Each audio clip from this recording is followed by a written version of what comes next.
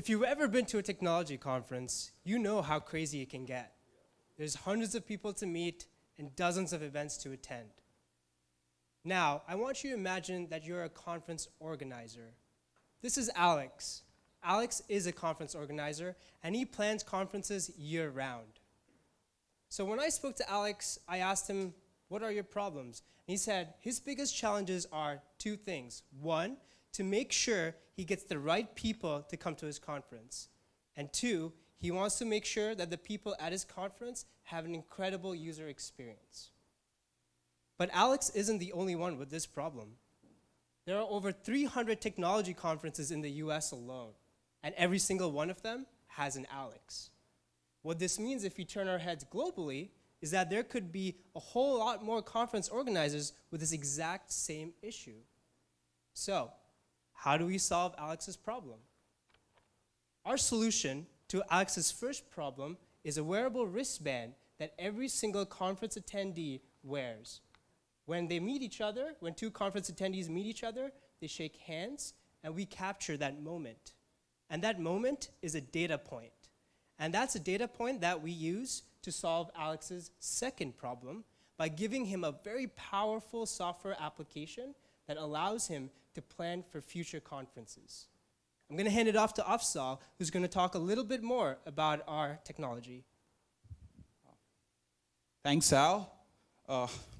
Handshake is a very powerful form of social interaction.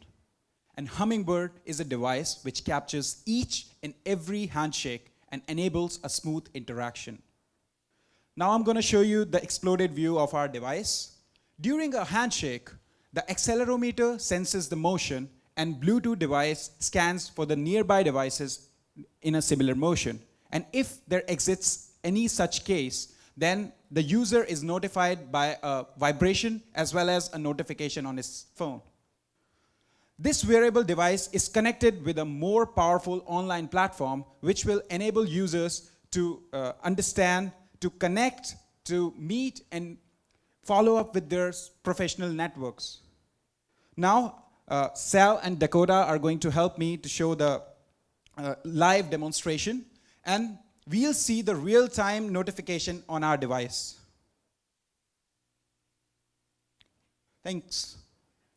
Now, the biggest question is it solving Alex's problem?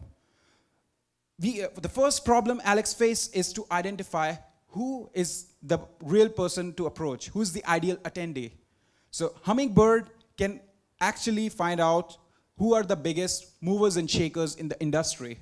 And moreover, he'll know about who are the major or the most popular people in a conference, with the number of handshakes as well as the quality of their connections. Also, he can access information about the dynamics of the most appealing booths so that he can plan future exhibits with much more efficiency.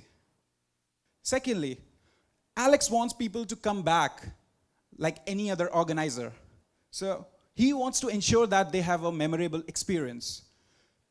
Hummingbird enables users to have a memorable experience by a seamless exchange of information within two people who just handshaked. So finally, Hummingbird allows Alex to drive ticket sales by bringing the right people to his conference and guaranteeing a memorable experience for users. Now, I'd like to call Dakota, who will tell you more about the market and the potential impact of Hummingbird. Great. So what about the money? I mean, what's our go-to-market strategy? And most importantly, how does Alex fit into that?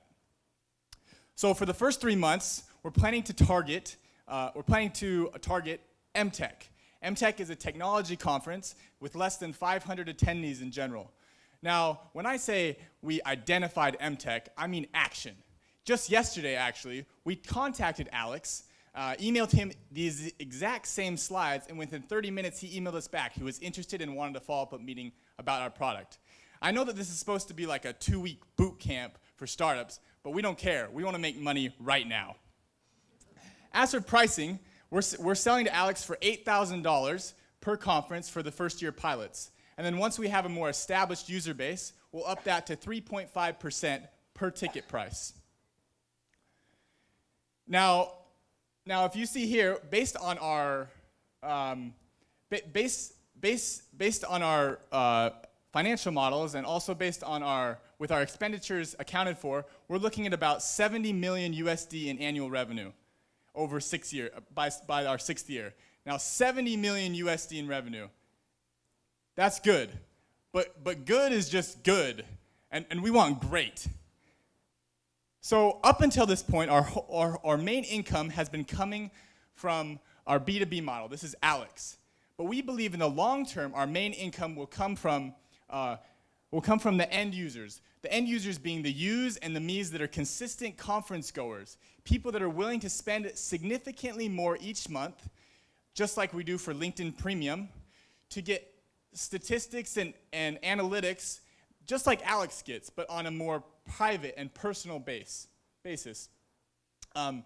This is where we introduce Hummingbird Premium, coming to you in 2020. You're looking at the newest, boldest, most confident social networking platform of the future. Goodbye, LinkedIn. I mean, just look at this. In year 6, if we introduce this Hummingbird Premium feature, we will have doubled our expected annual revenue by that. Now, I have worked with hundreds of teams across the world. Actually, my current job with Apple right now is designing teams just like this one to go and solve real-world problems. And so I have never, ever met a team like this with these amount of natural abilities. We have Sal, who is an experienced hardware genius who actually designed the Microsoft Surface Book as we know it today. Nikhil is literally a computer with eyes. Melody, I cannot get her to stop thinking about money. She's crazy about it. And me, I'm Dakota. 我什么东西都可以卖出去. And Afsal, just Google him. We have it all. I'm telling you. This is us. We are Team Hummingbird. Please come join us. Thank you very much, ladies and gentlemen.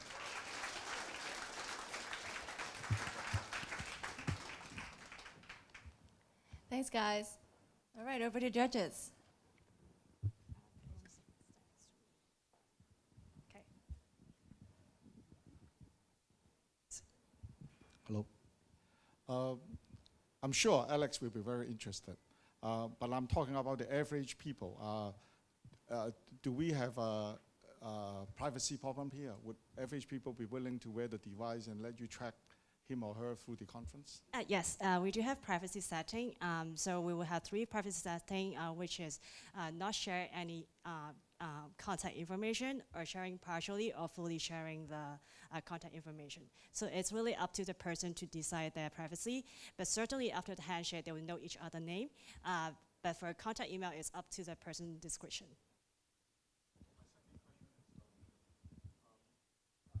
Something about the memorable experience. I did not quite get that. So can somebody explain again? Okay, with the memorable experience, we want to make users know that we have, like, you've been to a couple of conferences, and I'm sure like you've met like more than 100 of people during those conferences. So what we usually do, we get a business card, we write on the back of that, and like whenever we want to follow up, we do that. So but the most important thing is we have to sort it out. We have to take care of that business card. And it's not the case, like, unless I'm a hot shot, someone won't follow me up, like someone won't reply to my email. So we are creating a platform where they can actually interact with each other. And the other person will also know, like, okay, we have met earlier. So that is a memory. And moreover, like, you'll have certain reminders and different kind of options inside the app, which will help you to track your connections. Yeah. I do want to add one thing, though. The behavior that we're implementing for this, because it's such a handshake, we're not requiring you to change any other user behavior. You can exchange cards if you really want to, or you can, take your WeChat info or anything out. But with a handshake, the most common of movements, we're recording your data, whatever you've set for your privacy settings, and then you just move on with your conversation.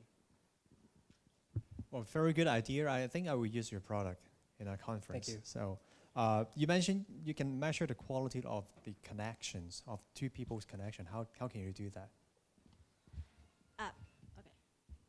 Sure, yeah. So I think one of the very unique things that we do is we track individual handshakes, and we spend a lot of time observing users at conferences, and basically everyone falls into a very steady pattern, which is you meet someone for the first time, you shake their hand, you have a conversation. At the end of the conversation, you shake their hand to say goodbye.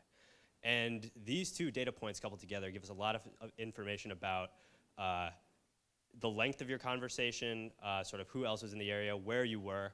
And with all of this data, we can sort of gain insights. Were you, just standing in line for the buffet, making chit chat, or were you, sort of coming out of a conference and really engaged in an in-depth discussion? So our plan is to use all of the data available to us to give you these rich insights. Okay, so your product is a hardware, a wristband, together with an app. Yes. How about the integration of your app to the user's existing database, or the let's say WeChat or WhatsApp? Or Yes. just a single app. Correct. So for now, you can think of it as an extension of a contact card. So if you enter your phone number, LinkedIn, WeChat, whatever, it's there, and it's very seamless. You have that information, and just one button, you can switch over to the appropriate app to message them across the medium that is most convenient for the two of you together. In the future, there are certainly thoughts, and we can do something very similar to LinkedIn. LinkedIn has their InMessage, their own proprietary messaging platform, but I think that's sort of a little bit of a much further out thing. Right now, what we're really targeting is user convenience. We want to make it easy for the user to connect in the ways that they want to. Did you ever consider extending your application, say, into after-event cocktail party or even clubbing? Yeah, so we talked, no, yeah, it's a great point. So we went to a couple conferences that And you measure the quality of the connections, right? yeah. So yeah, no, this is a great point. When we were at a couple conferences where they did have these like after conference parties, basically at bars and things, and I actually it sounded like from what they were saying and what we were observing that they were less likely to pull out a business card at those types of things. And so even there, I think our handshake would be even more valuable, because these are places where maybe you're a little bit out of it, and you shake someone's hand, you meet somebody, and the chances of you remember them seem to be a little bit lower at those kinds of things. But those are very good networking events where these people took them very seriously. They wanted to go there in order to network. So. Something to add on top is actually on one of the slides we show that we may be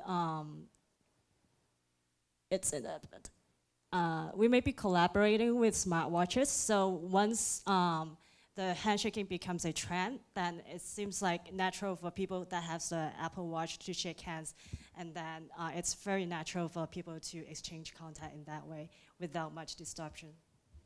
Sorry, I also do want to add how this idea first came about. It was personally me. I keep forgetting everyone's names, and that's how I was like, Same oh, here. Exactly. So we have the same issue. So yeah. Yes, he actually forgets to ask for the contact of his dream girl. That was it. I'm Okay. sorry for you. So, Sorry.